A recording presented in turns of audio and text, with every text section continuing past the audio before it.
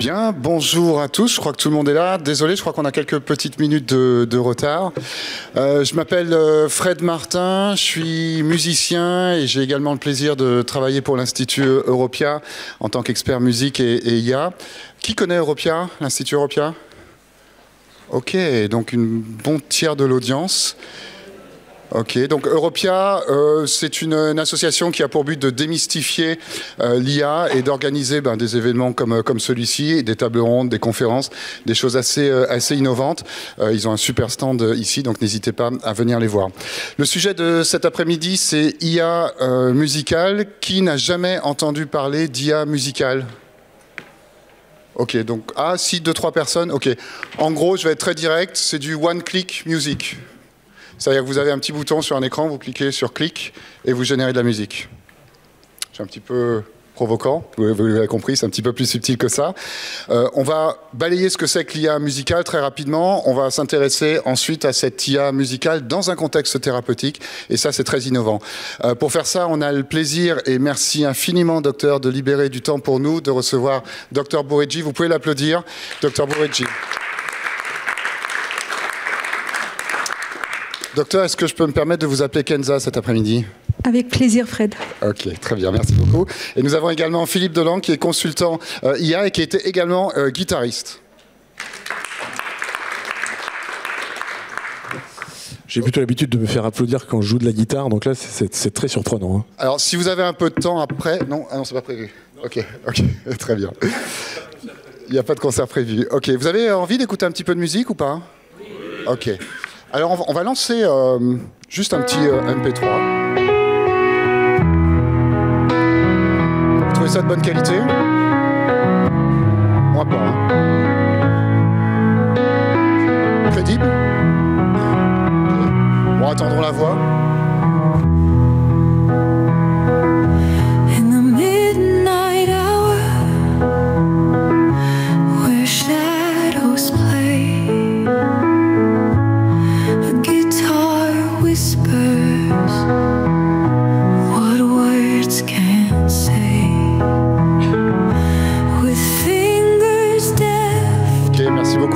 Ça, c'était l'IA musicale d'il y a 3-4 mois. Donc l'IA musicale, comment ça marche? Qui connaît une IA musicale, génératrice musicale? Dites-moi, Suno, j'ai entendu, oui, Suno, le leader mondial. Suno, c'est un écran, vous tapez des mots-clés, on appelle ça des prompts. Le prompt, ça peut être, là, je veux une love song chantée en anglais par une femme. Ça va parler d'amour, ça va parler de sentiments. On clique, on attend 20-30 secondes. Et puis on a une musique qui est toute prête, qui a été générée, j'allais dire composée, mais qui a été générée avec une voix dessus. Franchement, ça, c'est pas très professionnel.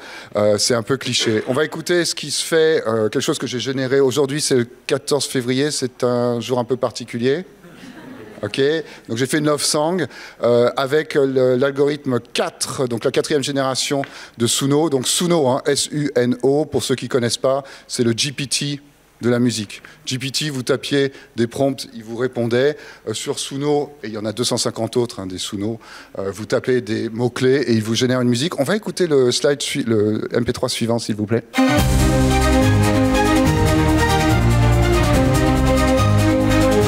Ça, c'est la qualité 2025.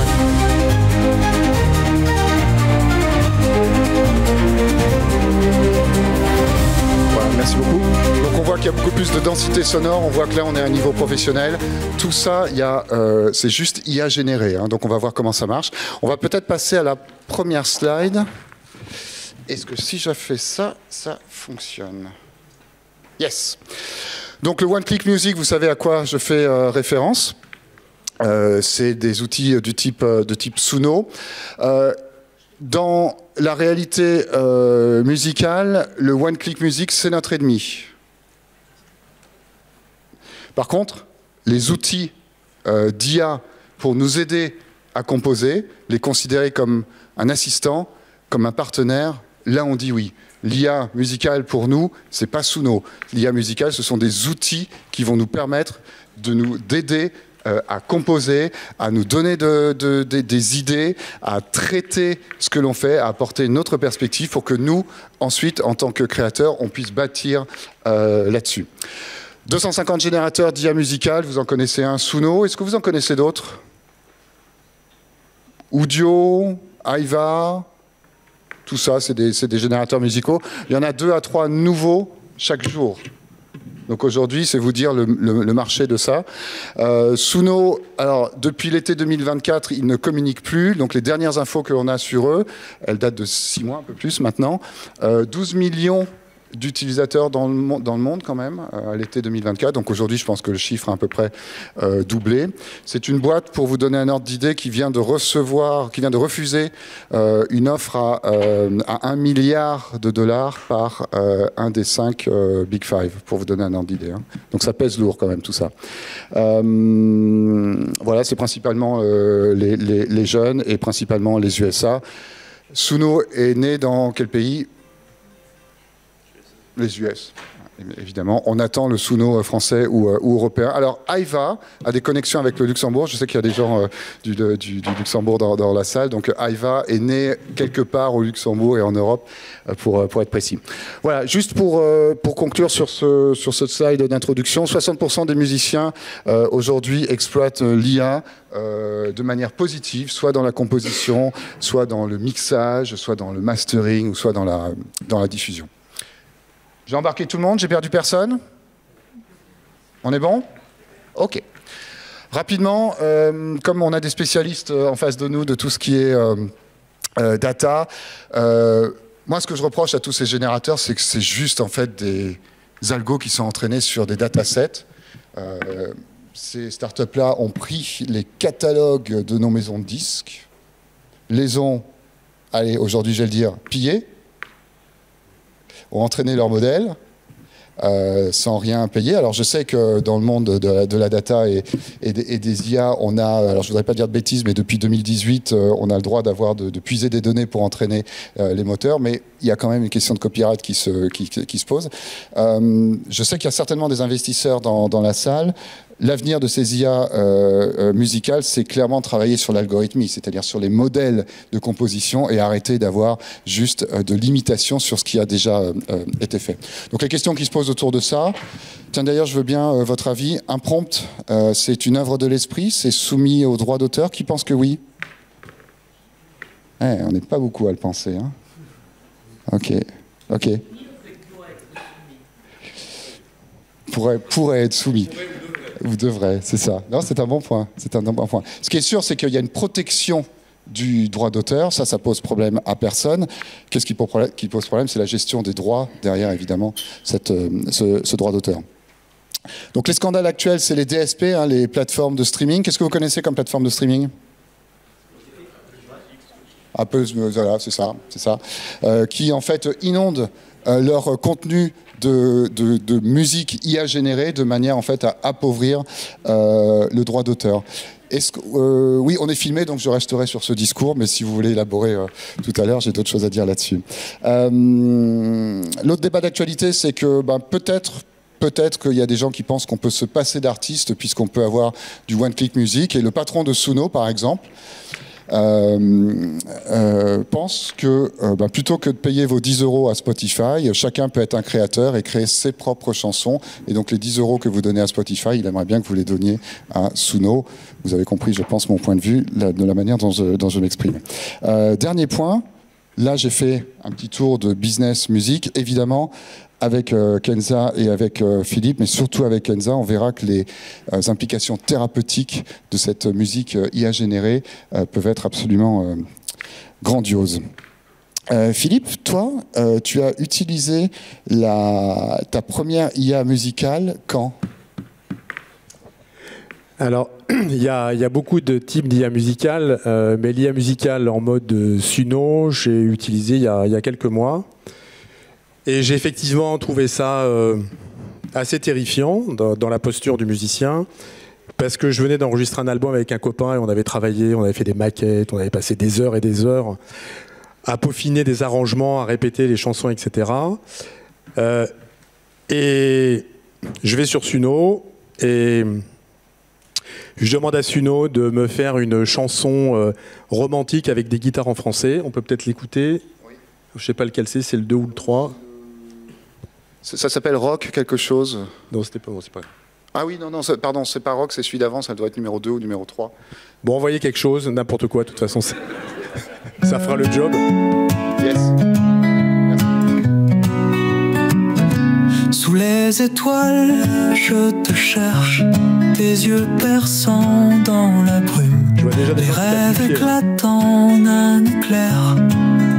Quand l'ombre du cœur s'allume, les larmes tombent. Donc là, quand on a passé des années, voire des dizaines d'années, à essayer de faire une tournerie sympa, à trouver une mélodie, quand on a passé des heures à s'engueuler avec son chanteur sur ce qu'il fait ici ou là, et qu'on fait un prompt en disant « je veux une chanson romantique avec des guitares entrelacées, avec une voix un peu fragile », et puis que ça sort ça, on a quand même un grand vertige existentiel.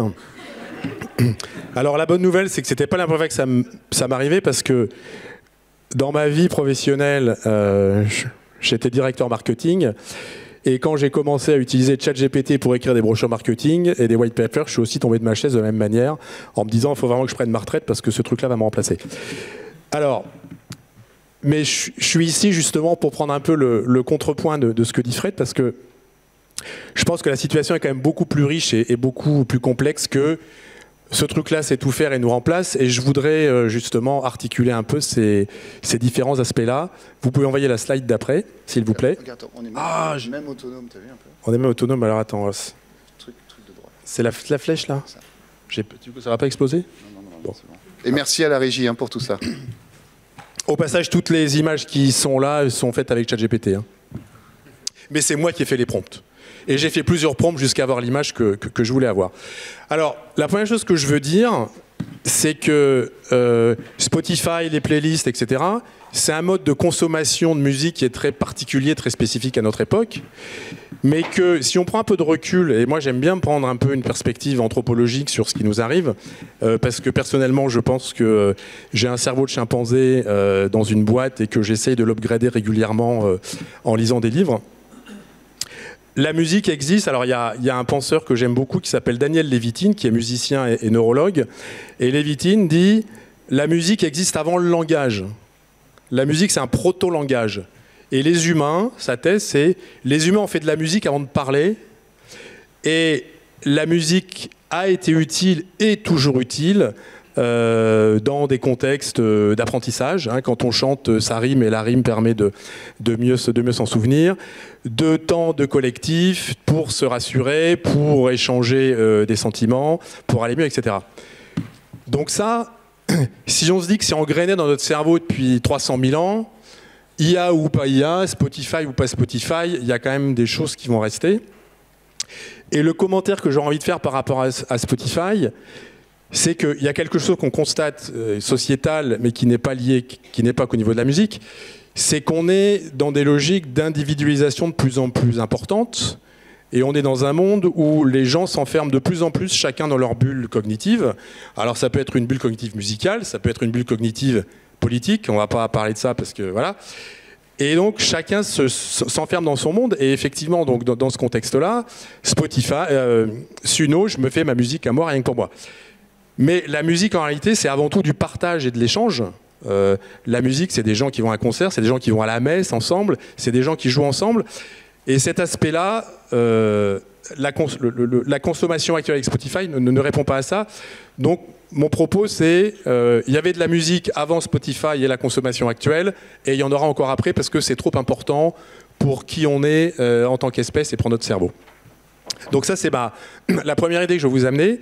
Et après, la deuxième idée, slide suivante, s'il vous plaît. Tiens, tu l'as là. Ah oui.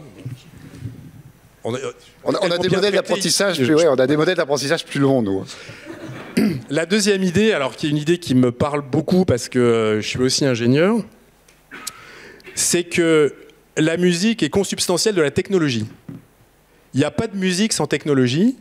Alors spécialement depuis la musique enregistrée, mais même avant, on peut dire que le premier homme des cavernes qui a fait des trous dans un os pour pouvoir faire plusieurs notes avec ses doigts, ou l'invention du clavecin et du pianoforte, qui sont les instruments classiques, c'est des objets technologiques. qui ont émergé à un moment donné. Et puis il y a une accélération fantastique de cette connexion technologie-musique à partir de l'invention de la musique enregistrée, qui est ce que nous écoutons aujourd'hui. Je peux t'interrompre 2 secondes. Souviens-toi ce que les musiciens ont pleuré toutes les larmes de leur corps au moment de la musique enregistrée. Mais dans tous les restaurants dans lesquels ils jouaient, les théâtres, etc., je parle des années 50, 60, c'est la fin de notre métier. Or, on n'a jamais gagné autant d'argent qu'avec l'industrie de l'enregistrement. Merci. Alors, c'est vrai et c'est faux. Mais de toute façon, on n'est jamais d'accord, c'est pour ça qu'il m'a invité. Hein. C'est vrai et c'est faux parce qu'aujourd'hui, moi, je joue dans des bars et le salaire moyen du groupe qui joue dans un bar, il a été divisé par 4 depuis 20 ans parce que je suis en concurrence avec le DJ qui vient avec ses 2 platines ou la chanteuse qui vient avec ses MP3. Ça coûte beaucoup moins cher, c'est beaucoup plus simple. Et donc, dans la région où je suis, qui sont les Pyrénées-Orientales, le concert moyen du groupe lambda qui joue dans un bar, c'est 400 balles. Pour 10 heures de travail, quand on compte amener le matos, faire la balance, etc., etc. Il y a 4-5 ans, c'était 4 fois plus. Donc, bon. Mais qu'importe. Mon point principal, c'est que il n'y a pas d'art sans technologie et chaque révolution technologique amène une nouvelle forme de musique. Et je vais vous citer 2 exemples. Le premier exemple, c'est l'arrivée du micro. Parce qu'il faut savoir, quand on a commencé à enregistrer, il n'y avait pas d'électricité. Donc pour enregistrer, il y avait un pavillon de gramophone. Le chanteur, il devait gueuler le plus qu'il pouvait pour envoyer le plus de décibels possible pour aller pousser la petite aiguille qui allait imprimer sa voix dans le rouleau de cire. S'il avait une toute petite voix et des petits poumons, si c'était Étienne Dao, il ne pouvait pas enregistrer. Ou Carla Bruni. Alors Carla Bruni, il ne se passerait rien du tout. Ça serait... Bon. On va se faire des amis, nous. Voilà. Et un jour, l'électricité arrive, le micro arrive, et on se rend compte... Bon alors là, je peux enlever le micro, vous m'entendez quand même, mais qu'on peut capturer comme ça un souffle tout petit et que ça va faire quelque chose que les gens vont pouvoir écouter. Et là, Frank Sinatra arrive, les crooners arrivent, et une nouvelle forme de chant émerge, et les belly singers, comme disent les Américains, du passé disparaissent, alors il en reste qui font de l'opéra, mais dans la musique populaire, musique enregistrée, micro, les gens sont intéressés par un autre type de chant qui est permis par cette technologie. Plus récemment, ça c'est important aussi parce que je pensais que c'était ça l'exemple que tu allais donner, il y a une technologie qui a émergé dans les années 80 qui s'appelait le sampling. Le sampling, c'est on prend un bout de chanson, on l'enregistre, et puis après on la met sur un clavier, et puis on peut le refaire sur toutes les notes du clavier. Donc on a vu des gens qui ont pris des breaks de batterie de James Brown, et puis qui se sont mis à faire des chansons avec ça. Donc alors, je vais trop vite là. Quand ça arrive, tout le monde dit « Mais d'où Jésus ?» Toute cette musique va être pillée par des gens, c'est la fin de la musique, il ne va plus rien se passer, au secours. 30 ans après, qu'est-ce qu'on voit? On voit qu'effectivement, il y a une forme de musique qui a pris une grosse claque qui s'appelle le rock, qui est la musique de ma jeunesse, c'est pour ça que je me sens très vieux. Qu'est-ce qui a émergé avec le sampling? Le hip-hop. Dr. Dre, il s'est joué d'aucun instrument, il a su faire des bons samples, les foutre sur son clavier, mettre de la voix dessus, et aujourd'hui, il vend autant d'albums il a vendu autant d'albums que AC/DC, les Beatles, etc. Donc là encore, nouvelle techno, nouvelle forme d'art. Et ce que je veux dire par rapport à l'IA, c'est que là, l'IA, c'est encore une nouvelle techno qui est super puissante, mais quand les sampleurs sont sortis, on trouvait ça super puissant. Quand les micros sont arrivés, on trouvait ça super puissant. Donc la perception de puissance et de disruption technologique, elle est toujours très relative au moment dans lequel on vit. Et donc, qu'est-ce qui va se passer? Il va y avoir une nouvelle génération d'artistes qui va émerger, qui vont savoir utiliser ça autrement qu'en reproduisant ce qui existe déjà. Et il y a une métaphore que j'aime, ou une similitude que j'aime beaucoup de mon ami François Pachet, qui a été un des premiers justement à faire de l'IA musicale et qui a fait des répliques de chansons des Beatles en faisant écouter du Beatles à une IA et qui après a fait du faux Beatles. Et François, il dit, quand le cinéma a été inventé, l'image mobile, qu'est-ce qu'on a fait? On a posé une caméra sur un pied et puis on a filmé ce qui se passait. Et puis au début, on a dit « Oh, c'est trop cool, c'est trop génial !» On est capable de capturer la réalité. Et puis très vite, le public a trouvé ça chiant. A dit bon. Et qu'est-ce qui s'est passé? On a inventé le cinéma. Et on a inventé, les cinéastes ont inventé une grammaire artistique qui est la grammaire du cinéma, chant contre chant, travelling, etc. Et finalement, il y a une nouvelle forme d'art qui a émergé qui n'était pas juste capturer la réalité. Donc, il va sans doute se passer la même chose avec l'IA musicale, mais aujourd'hui, On ne sait pas ce que c'est parce que justement, ça reste à inventer. Slide suivante. Ah mais non, mais je ne vais jamais y arriver. Hein, Si, je pense qu'à la fin, on sera bon. Donc alors, j'aime bien cette image parce que... donc je devrais pas dire ça me rappelle mon enfance parce que je suis pas si vieux que ça quand même. Est-ce que vous connaissez est-ce que quelqu'un connaît cette image? Pardon? Non. Non.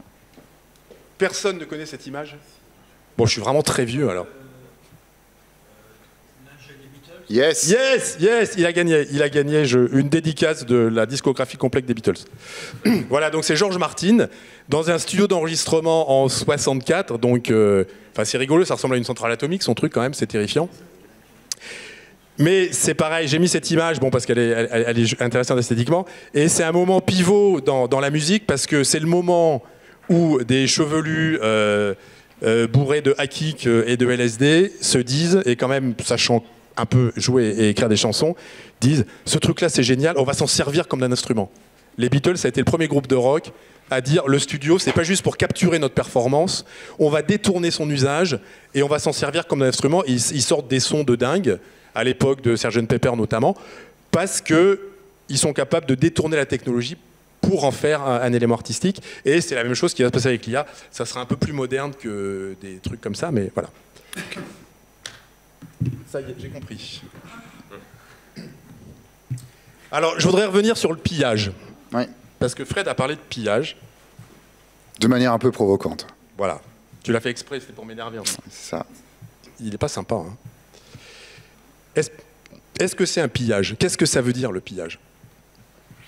Ce que je peux constater en tant qu'être humain et que musicien, c'est comment moi j'ai appris la musique. J'ai appris en écoutant. J'ai appris en pratiquant, j'ai appris en mémorisant des patterns de mouvements de mes doigts sur un manche de guitare. Donc j'ai récupéré de la connaissance et de la production d'artefacts musicaux qui étaient faits par d'autres personnes avant. Et d'ailleurs, paradoxalement, je me rends compte aujourd'hui, bon moi je suis un guitariste, ma culture c'est le blues rock. Donc quand j'étais ado, je disais ah le classique, mais n'importe quoi, mais Vivaldi va mourir, all over Beethoven, etc. Quand on fait un peu d'harmonie, on se rend compte que les structures harmoniques du blues et du rock, c'est exactement les mêmes que la musique classique, c'est 2-5-1, c'est des résolutions, des tensions, etc. Donc on croit qu'on fait un truc complètement nouveau, et en fait on est en train de refaire la 9e symphonie avec une guitare électrique. Donc le créateur humain, il n'a pas l'éclair divin qui lui dit « Ah tiens, je vais composer une chanson Do, La mineur, Fa, Sol ». Il fait Do, La mineur, Fa, Sol parce qu'il l'a entendu 1 milliard de fois, parce que ça sonne bien. L'IA fait exactement la même chose, sauf que l'IA, au lieu que l'expérience, ça soit l'expérience individuelle de Kenza ou de Philippe ou de Fred, c'est l'expérience humaine collective qui est mémorisée, analysée et mise à disposition pour produire.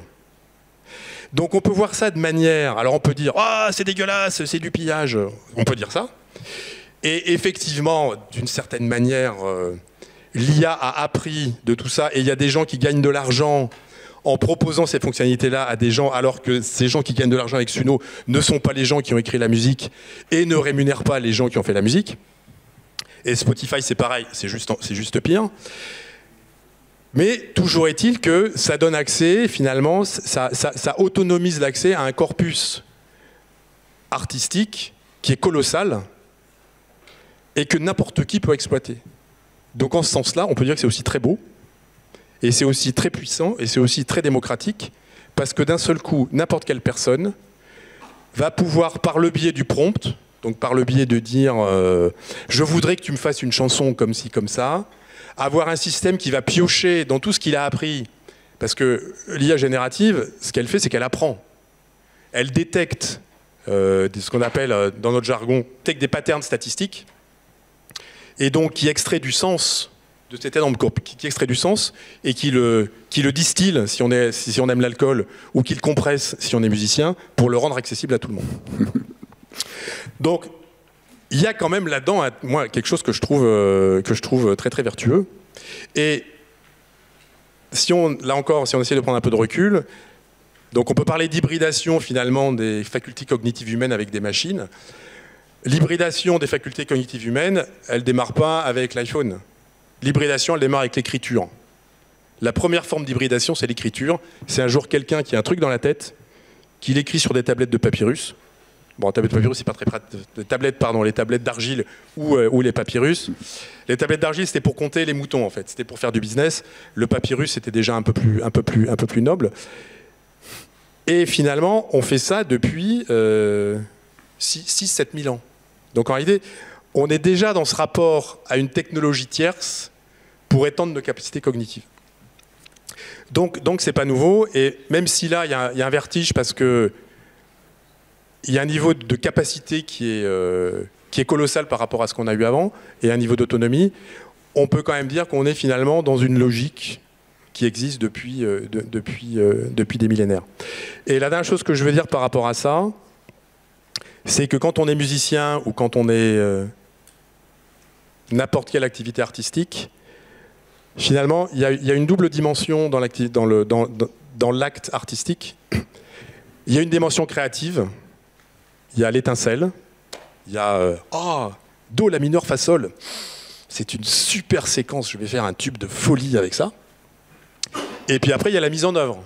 J'ai eu l'idée, alors là je dis Do mineur fa sol de manière un peu ironique, mais il y a des musiciens qui ils entendent la mélodie dans leur tête, ils écrivent la mélodie, puis après ils arrivent au studio, et puis donc il y a l'idée, et après il y a la mise en œuvre de l'idée. Et l'idée, on ne sait pas trop d'où elle vient, on pourra en parler après, et la mise en œuvre nécessite un savoir-faire, mais qui est un savoir-faire artisanal. Il faut avoir pratiqué, il faut avoir fait des gammes, il faut avoir lu des livres, il faut avoir des cales sur les doigts, etc. Donc c'est un peu chiant quand même. C'est un peu limitant parce qu'il y a des gens qui ont des idées. Moi j'ai des idées pour faire des tableaux, mais je ne sais pas faire de peinture. Aujourd'hui, mes idées de tableaux, je peux aller dans Midjourney puis dire alors fais-moi un hybride entre Pollock et Rothko, parce que moi si je peignais, c'est ça que je ferais, et il va me faire quelque chose. Et pour la musique c'est pareil. Donc la question que ça pose, c'est finalement comment on découple l'acte créatif avec cette nécessité historique, parce qu'on a toujours fait ça, d'avoir une pratique pour être capable de transformer l'idée dans une réalité. Et là-dessus, j'ai plus de questions que de réponses, parce que je soupçonne quand même que la capacité à avoir des idées est aussi liée au fait d'avoir pratiqué et d'avoir répété, et répété. Donc si on ne fait pas ce groundwork, comme disent les Américains, d'apprendre et de faire des trucs finalement un peu casse-pieds, peut-être qu'on n'aura jamais les bonnes idées. Voilà, donc ça, je vous laisse cette question-là. Merci beaucoup Philippe pour cet éclairage. Kenza,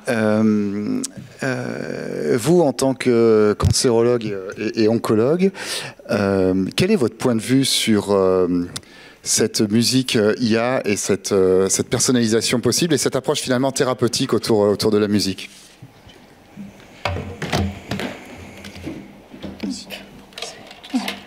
Merci.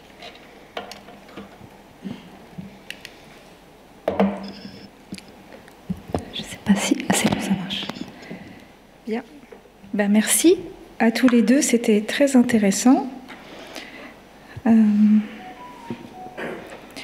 Tout à l'heure, en venant ici en voiture, en conduisant, j'ai écouté une musique classique.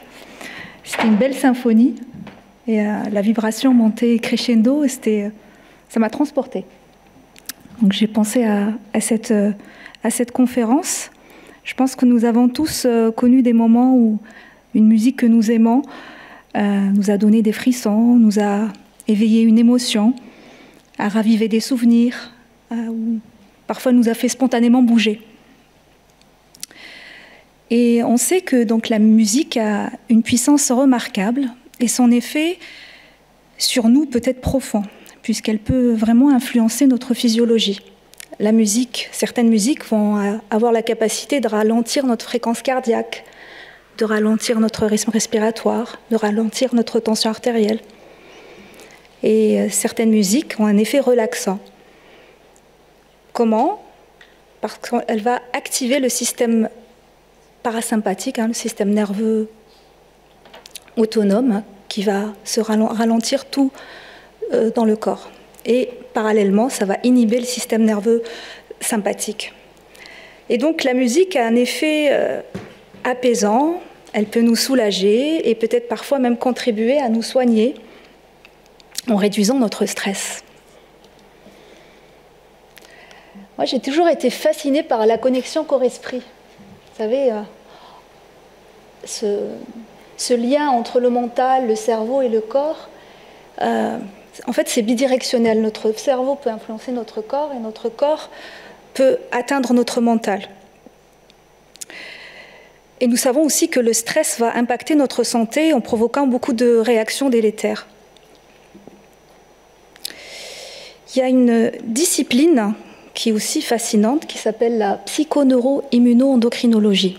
C'est cette science de l'interaction entre le cerveau, l'immunité, et ça a démontré donc l'impact du stress et les liens qui sont vraiment très étroits entre le système immunitaire, le système endocrinien, l'inflammation. Et l'écoute de la musique va moduler toutes ces composantes neurophysiologiques.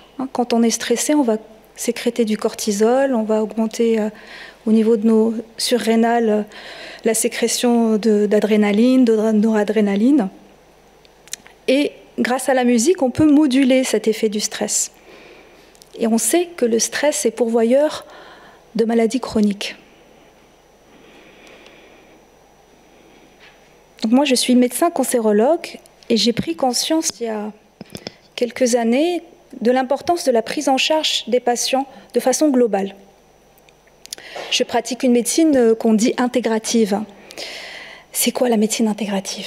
La médecine intégrative, ou plutôt globalement la santé intégrative, c'est le meilleur de la science moderne, le meilleur de la biologie moléculaire, de la génomique, le meilleur des thérapies ciblées. On va aller vraiment personnaliser les traitements médicamenteux grâce à tous ces progrès et on va l'associer à des interventions non médicamenteuses. Les interventions non médicamenteuses comme les thérapies psychocorporelles. Et justement, avec cette approche-là, on va prendre cette dimension de corps-esprit en compte. Et on va considérer la personne dans sa globalité, avec ses émotions, son histoire, ses particularités, ses besoins spécifiques. C'est un peu aussi une démarche de personnaliser aussi la médecine. Et donc, la musicothérapie numérique, comme intervention non médicamenteuse, est une approche assez prometteuse, parce qu'elle va justement prendre en compte cette dimension corps-esprit, et va permettre un accès facile à des interventions basées sur une musique, une expérience musicale personnalisée. C'est ce que ça peut nous apporter justement.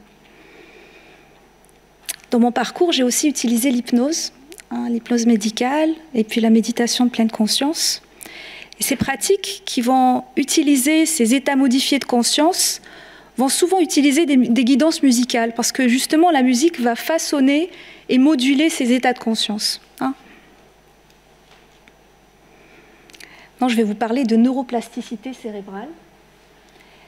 Depuis une vingtaine d'années, grâce à l'avènement en neuroimagerie, c'est des IRM fonctionnelles cérébrales assez performantes qui arrivent à capter l'activité cérébrale pendant qu'une personne fait une tâche.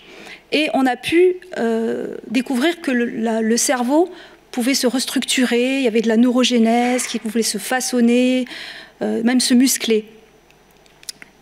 Et les premières découvertes ont été faites sur les cerveaux des musiciens, des experts en musique. Donc,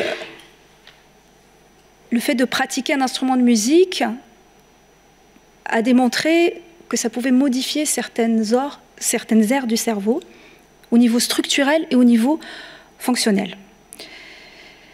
L'écoute musicale aussi va créer des activations de certaines zones. En fait, c'est comme une forme de symphonie cérébrale où il y a certaines zones qui vont aller s'activer.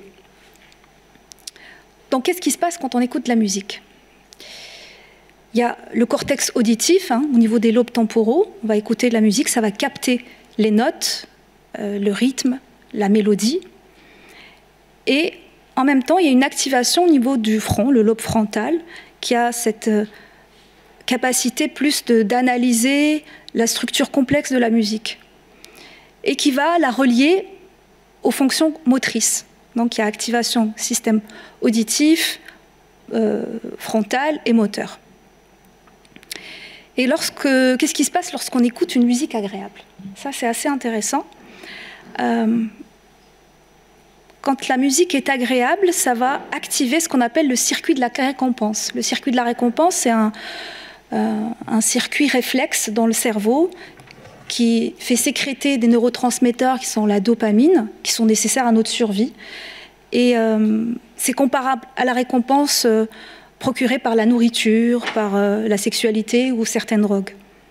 Et donc l'écoute musicale agréable va entraîner une augmentation de la libération de la dopamine dans certaines zones lors des moments de pic émotionnel liés à cette écoute. Et c'est ça qu'on ressent lorsqu'on a un frisson. Quand on écoute la musique, c'est vraiment une décharge dopaminergique liée à ce système de la récompense. Et puis, la musique va aussi activer notre système limbique. Le système limbique, c'est un peu notre système reptilien, et des zones qu'on appelle l'amygdale, liées à l'émotion, des zones qu'on appelle l'hippocampe, c'est le centre de notre mémoire, et qui vont aussi s'activer lorsqu'on va écouter une musique qui va nous sensibiliser au niveau émotionnel. Pour illustrer cela, j'aimerais vous montrer une vidéo. Hop. Et peut-être la faire passer, s'il vous plaît. Je ne sais pas si on peut... Comment on peut faire pour lancer la vidéo? On peut lancer la vidéo, s'il vous plaît. Nos amis de la régie vont nous faire ça. Ouais. Ouais, sur le lien, ouais. Ouais, il faut Merci cliquer beaucoup. sur la dia. Donc on va regarder Martha. Martha, c'est une danseuse étoile dans sa jeunesse. Elle vit en maison de retraite et maintenant elle a la maladie d'Alzheimer. Est-ce qu'on peut lancer la vidéo, s'il vous plaît? Ouais, je pense que ça... Comment ça? Ah, il faut Internet. Et vous n'avez pas Internet? Ah. C'est un combat de Spotify, ça. Bon. Ah, c'est dommage. Ça va arriver, ça va arriver. Oui, merci beaucoup. Bien. Merci beaucoup. Bah, peut-être qu'on peut prendre une question le temps que ça arrive. Est-ce que vous avez déjà peut-être une question, une remarque? Alors vous, docteur, c'est quoi le dernier frisson musical que vous avez eu? Honnêtement, c'était tout à l'heure en voiture. C'était tout à l'heure en voiture. Ouais, Ok. ouais, c'est tout à l'heure en voiture. Les petites musiquettes IA générées, ça vous a pas donné le frisson tout à l'heure? Vous pouvez me dire non. Non, ça va, ça va. Je ne sais pas si, peut-être attentivement, j'aurais peut-être fait la distinction, mais Bah, disons que toutes ces musiques IA générées, c'est très bien pour du TikTok, pour 10 secondes, pour du background music, mais quand on parle d'approche thérapeutique ou d'approche artistique, on est clairement aux limites pour l'instant de la moi, ce que j'ai pu constater dans mes recherches, on parle de musique préférée qui justement déclenche les émotions. Oui. Bah, la recherche dit que c'est pas en fonction du type de musique. En fait, c'est pas nos musiques préférées personnellement. En fait, il peut y avoir une symphonie de musique classique, comme disait Fred, ou du rock. C'est surtout le rythme, la tonalité. Il y a des similitudes entre les musiques qui vont procurer justement cet état émotionnel. Oui. Oui. Tout à l'heure, vous avez parlé de musique qui stimulait le système nerveux parasympathique et inhibait le sympathique. Est-ce que il y a à l'inverse des musiques comme le heavy metal, qui est très criant, qui fait l'effet inverse? Tout à fait, oui, tout à fait. Il y a des musiques qui font peur, il y a des musiques qui sont stressantes, il y a des musiques qui apaisent, tout à fait, oui. Merci beaucoup. Gardez vos questions. On va lancer Martha et on prendra vos questions après.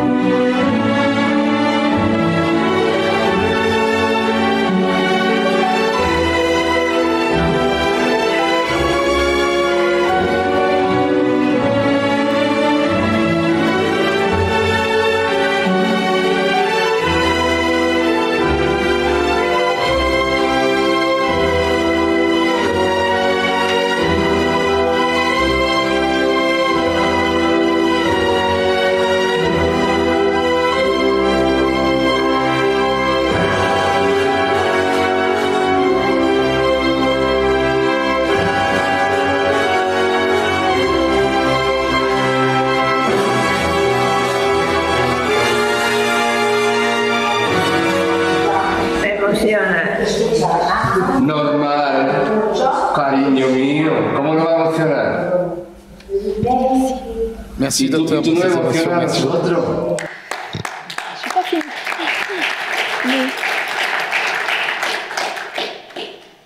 Vous voyez comment elle s'est redressée, comment le corps s'est redressé, que la mémoire s'est activée, mémoire du corps en fait, des mouvements. C'est assez fascinant. La musique, on le sait depuis des dizaines et dizaines d'années, les musicothérapies, beaucoup de publications scientifiques sur l'intérêt sur la santé. On sait que la musique va atténuer la douleur, va réduire le stress, va améliorer l'anxiété, favoriser le bien-être. Mais l'intérêt thérapeutique, il va au-delà du simple bien-être, parce qu'on peut avoir des possibilités de remédiation cognitive, comme on voit là dans les maladies neurodégénératives, de remédiation motrice dans la maladie de Parkinson, par exemple. On va améliorer les compétences cognitives, mais aussi émotionnelles, favoriser l'empathie, la compassion, comme a dit tout à l'heure Fred, quand on écoute de la musique en groupe, ça crée des liens, et c'est aussi démontré. On va améliorer notre sommeil, améliorer la dépression. En milieu hospitalier, on peut l'utiliser avant des interventions chirurgicales stressantes, avant le passage au bloc opératoire, dans des unités de soins intensifs et même en fin de vie. Et donc c'est dans ce contexte prometteur que l'intelligence artificielle pourrait jouer un rôle majeur. Pardon, j'ai fait tomber mes lunettes. En permettant une personnalisation inédite de l'expérience musicale à des fins thérapeutiques. Ça permettrait d'optimiser les effets de la musicothérapie en adaptant la musique aux données de santé spécifiques de chaque personne. Et donc cette fusion de la musique et de l'IA dans le domaine médical ouvre la voie à des possibilités novatrices, notamment en santé mentale. On pourrait imaginer aussi que l'expérience des patients lors de consultations, de traitements serait transformée en créant un environnement plus apaisant, en réduisant l'impact du stress. On pourrait s'adapter aussi à la personne en fonction de son état à l'instant T. Par exemple, en fonction de son humeur, de ses émotions, de son état physique, de sa fréquence cardiaque, du niveau de sa douleur, pour offrir vraiment une expérience unique. Ça fait rêver. Cependant, cette convergence de l'IA et de la musicothérapie, ça soulève aussi des défis éthiques et réglementaires, notamment sur les données en santé, qui doivent être soigneusement considérées. Pour moi, à mon sens, les expériences d'IA musicales personnalisées ont le potentiel, tout comme l'hypnose ou la méditation de pleine conscience, de nous reconnecter à nos ressources, à nos compétences naturelles, à notre humanité. C'est pour ça que moi, personnellement, j'ai vraiment à cœur de développer de promouvoir cette santé intégrative qui vraiment va favoriser la rencontre de la science, de la technologie et de l'humain. Et donc, dans ce moment charnière, marqué par l'essor fulgurant de l'IA, nous tous, citoyens, médecins, chercheurs, entrepreneurs, musiciens, nous portons la responsabilité de préserver cette vision globale qui place la bienveillance et l'éthique au centre de nos vies. Peut-être qu'ensemble, on pourra bâtir un avenir plus prometteur. Et je vais terminer par cette citation de Jon Kabat-Zinn, qui a créé le programme MBSR de méditation de pleine conscience. Ça marche plus, je fais passer des liens, ça marche plus. Bon, sinon, on peut passer à la slide suivante, voilà. Voilà, c'était ça. Tu ne peux pas arrêter les vagues, mais tu peux apprendre à surfer. Merci.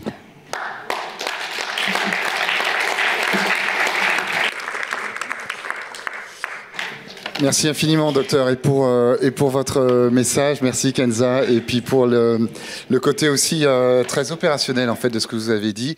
Sachez que nous, les musiciens, on est passionnés depuis quelques dizaines d'années sur ce sujet et on vous suit à 200%. Et vous en particulier, vous le savez très bien. Donc les perspectives, comme vous l'avez dit, l'IA musicale pour le grand public dans un domaine artistique, pourquoi pas, dans un domaine thérapeutique pour avoir la bonne musique pour le bon patient au bon moment. Les voies sont ouvertes, sans mauvais jeu de mots. Les applications musicales, elles peuvent être adaptatives, elles sont en fonction, comme vous l'avez dit, docteur, des besoins émotionnels et aussi physiques des patients. Tout ça est en cours de développement. Nous travaillons ensemble sur un certain nombre de ces sujets. N'hésitez pas à venir nous voir, on a besoin de toutes les bonnes volontés là-dessus. Les environnements sonores sont extrêmement importants dans nos villes, au bord de la mer, partout, pour réduire l'anxiété, la douleur. Il y a des expériences aussi aussi autour des musiques des plantes. Vous savez que les plantes, aujourd'hui, les différences d'électricité entre les racines et les feuilles génèrent de l'électricité qui sont converties en musique, qui ont des bienfaits thérapeutiques. Les études sont en cours, ça sortira officiellement cautionné par le monde médical en 2027, mais les expériences sont déjà autour de ça. Et d'ailleurs, avec Europia, on travaille sur un concert de plantes qui aura lieu très certainement d'ici la fin de l'année du côté de Nice. On a encore quelques minutes, pas beaucoup de temps, mais on va prendre quand même 3 questions. Madame, je vous en prie. I speak English because it's easier for English, me. please. Okay. You talked about music, but relaxing, or maybe it could be anxious music. But what about special frequencies like 432 or 5? I don't know. Binaural beats. Like there are certain frequencies that are special, but I don't know much about that. So I would like a comment if you. Well, perhaps I can take this one.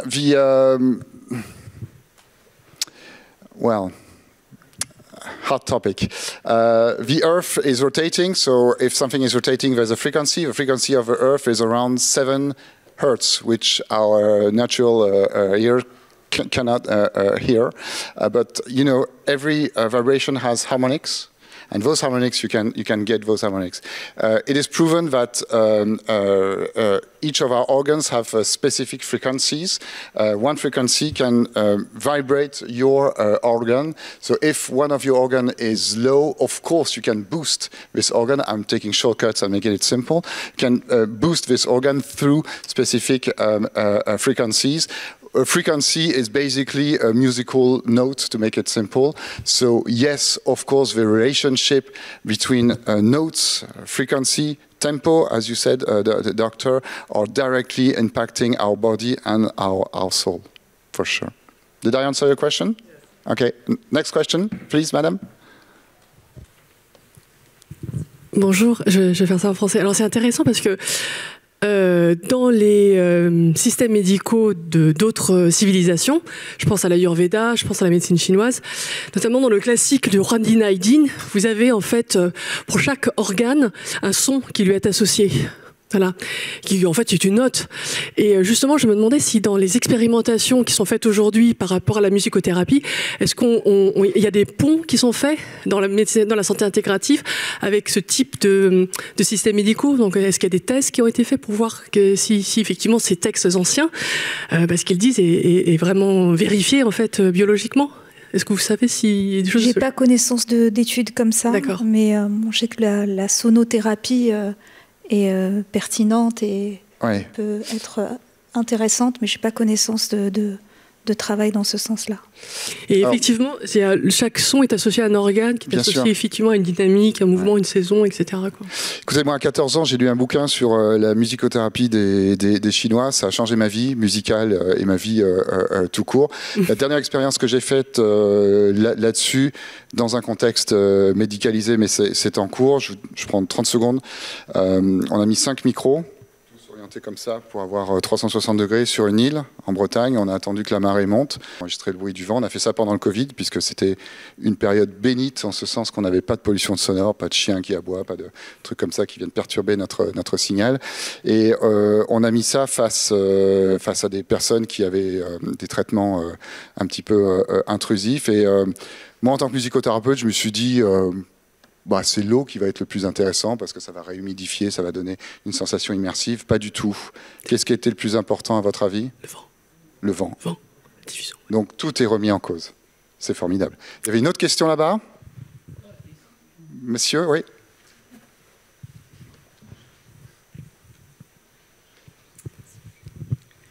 I'm going to ask the question in English as well. So we know that deep learning algorithms are great at detecting patterns. They're very good at interpolating things, but not so good at extrapolating things. So in this sense, which are the limits for creativity? If we fed it only with music up to 1966, would we have Sgt. Pepper's? Perhaps Philippe can answer this one. I would like to take this question because it's a bit technical. It's true that it's all about pattern detection, but the pattern being detected are used to predict new things. So, and if you look at the history of music, the Beatles invented Sgt. Pepper through their own culture, what they learned as kids in UK post-war, and the music they were listening, which was, I don't know, ragtime, Dixieland, and stuff like that. So I don't see why, if a human can do it, an AI could not do the same thing and invent some music for tomorrow based on everything that's been learned. Now, besides this, there is a metaphysical question, which is the spark of creation something which originates in the brain, or is it coming from elsewhere? And this would need another whole couple of hours of debate. I think it originates in the brain, but some people think it's not the case, and there is some magic in the universe and stuff like that. And it's a very interesting question because the technology forces us to better understand what it means to be human. And typically, this type of question. So I know that some philosophers today are talking about panpsychism, which is the idea that conscience is a universal property of the universe, and that we are just antennas capturing this quantum stuff. And maybe it's true, maybe it's not. I don't know, but it's a very interesting question for the weekend with a glass of wine and a couple of bottles. Docteur, est-ce que vous avez un dernier point à ajouter ou on a tout ce qu'il nous faut? Je vais peut-être répondre à Philippe. Moi, quand j'écoute une symphonie, j'ai l'impression que ça vient d'ailleurs. Mais ton cerveau est très fort pour te faire croire que ça vient d'ailleurs.